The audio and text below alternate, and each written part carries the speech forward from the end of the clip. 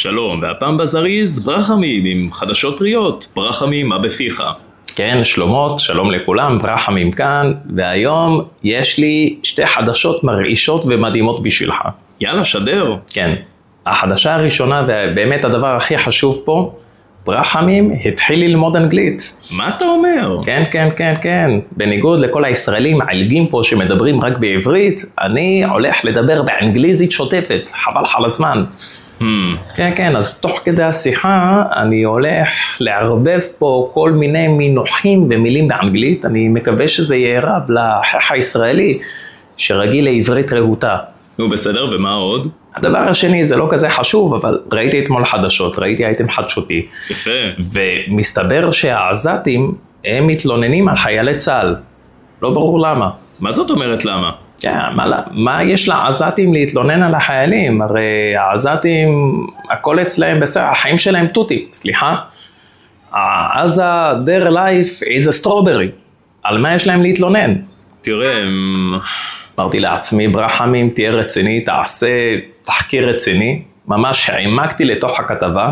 אוקיי. כן, נשארתי אחרי 5 שניות הראשונות. נשארתי את 5 שניות הראשונות, ואז אחרי זה ראיתי עוד 5. הספיק לי.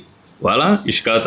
אז תראה, הסיפור שהתקשורת מאכילה אותנו הוא כזה. מסתבר שהעזתים מתלוננים על החיילים שהם לקחו להם חמורים. איזה הזיה? העזתים אומרים שהחיילים פילחו להם חמורים מעזה. ומה החיילים אומרים? החיילים אומרים שהחמורים היו בתנאים נחותים, אז הם חילצו אותם כדי לטפל בהם כראוי. נו, ומי צודק? אתה עוד הפעם, אני אומר, זה מה שהתקשורת מאכילה אותנו. את השאלה הכי חשובה אתה לא שואל. מה? מה השאלה הכי חשובה? השאלה הכי חשובה היא מה האמת.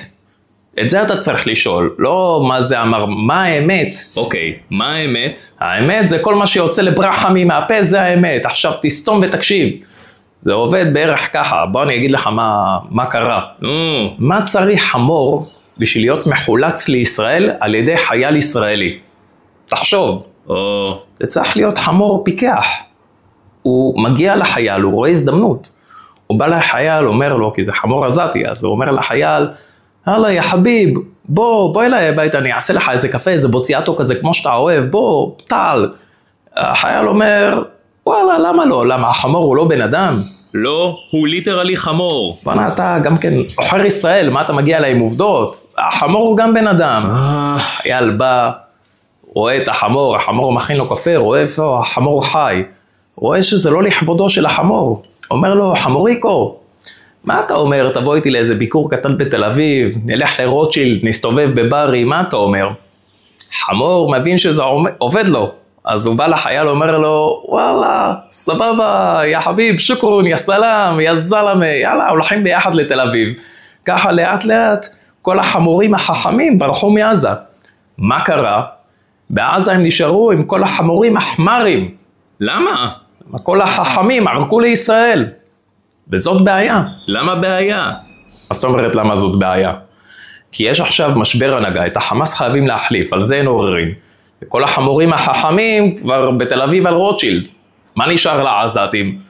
חמרים, איך ינהיגו? זאת בעיה. ומה עושים? ולכן לעזתים נשאר רק פתרון אחד. יש להם רק מפלט אחד אחרון איך לצאת מהסיטואציה. וואלה, אז מה הפתרון? אישה בשלטון. רגע, מה? מה זאת אומרת מה? תקשיב, הרי גם ככה נשים גברים זה חצי חצי, ועם כל מה שקרה בעזה יש מצב שיש קצת יותר נשים מגברים גם ככה, נכון? נכון. כל מה שצריך לעשות זה לתת לנשים זכות הצבעה, לתת להם לפתוח מפלגה, להתמודד בבחירות דמוקרטיות, ולקחת את השלטון. עכשיו, מה יפה פה? It's a perfect solution, yes? למה זה יפה כל כך? למה הכל מסתדר?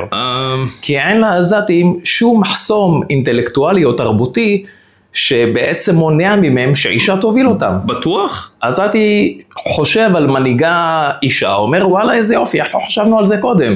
בואו גם ככה כל ההנהגה שלנו, של הגברים לא הייתה טובה, בואו ניתן לנשים להנהיג.